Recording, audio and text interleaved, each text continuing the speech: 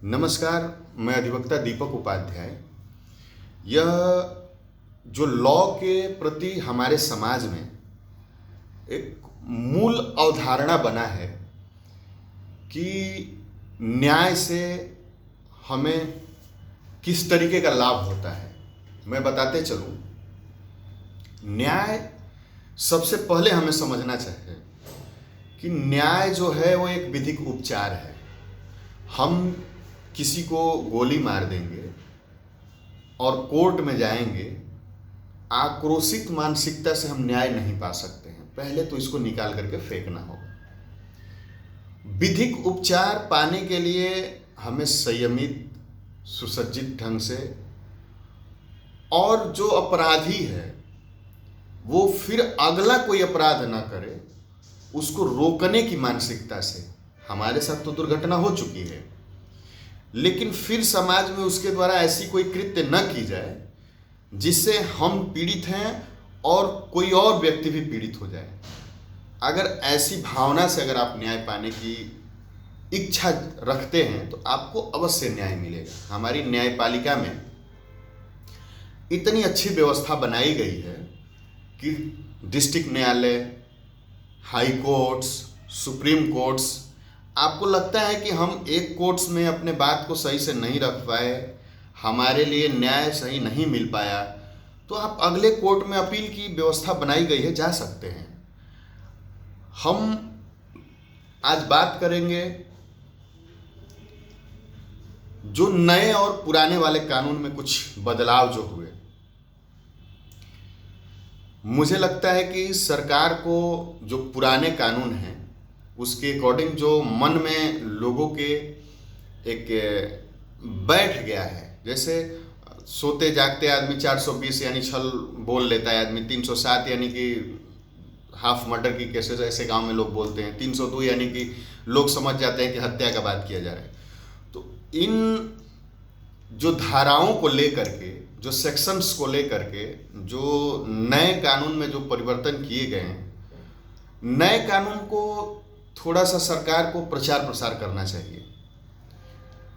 क्योंकि हमारे समाज में जिस दुर्घटना को रोकने के लिए, जिस अपराध को रोकने के लिए यह जो तीनों कानून बनाए गए हैं, इसकी जानकारी सही से हमारे समाज को होनी चाहिए। क्योंकि अगर समाज को जानकारी अगर सही तरीके से होता है तो मुझे लगता है कि कुछ % अपराध रुकेंगे। यह मेरा विचार है, हो सकता है सरकार इस पे क्या कर रही है, नहीं कर रही है।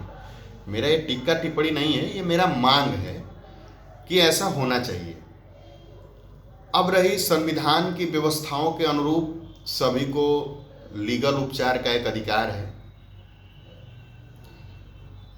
फिर भी जो लीगल उपचार का एक माध्यम है, जो व्यवस्था है, हर एक जिले में विधिक सेवा प्राधिकरण का स्थापना और इस टाइप के व्यवस्था हर जगह, हाई कोर्ट में, सुप्रीम कोर्ट में, आपको जब आप निर्धन हैं तो आपको निःशुल्क एडवोकेट उपलब्ध कराने की जो बात कही जाती है, होते भी हैं कुछ पॉइंट्स पे।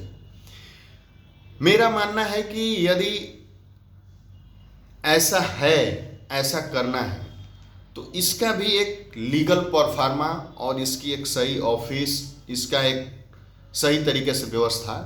और आज जो सरकार एक छोटे से छोटे कार्य को जो प्रचारित कर देता है, प्रचार प्रसार से उसका माहौल बना देता है, वैसे इसका भी प्रचार प्रसार होना चाहिए।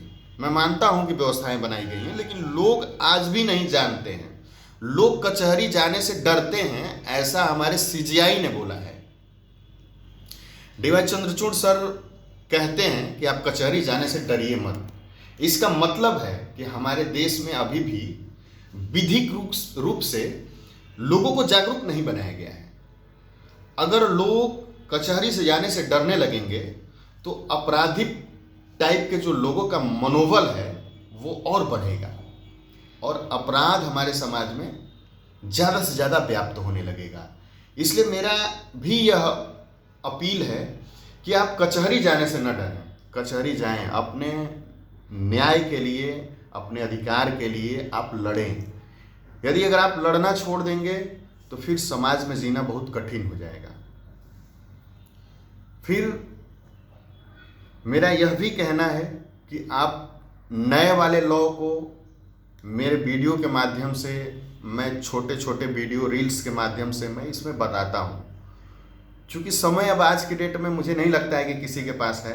रील्स के माध्यम से ही नए कानून के एक एक चैप्टर्स, एक एक सेक्शंस के बारे में मैंने बताया है। बीएनएस यानी भारतीय न्याय संहिता के बारे में, और बीएनएसएस यानी कि भारतीय नागरिक सुरक्षा संहिता को भी मैं बता रहा हूँ। अभी कुछ पार्ट्स मैंने बताया भी है।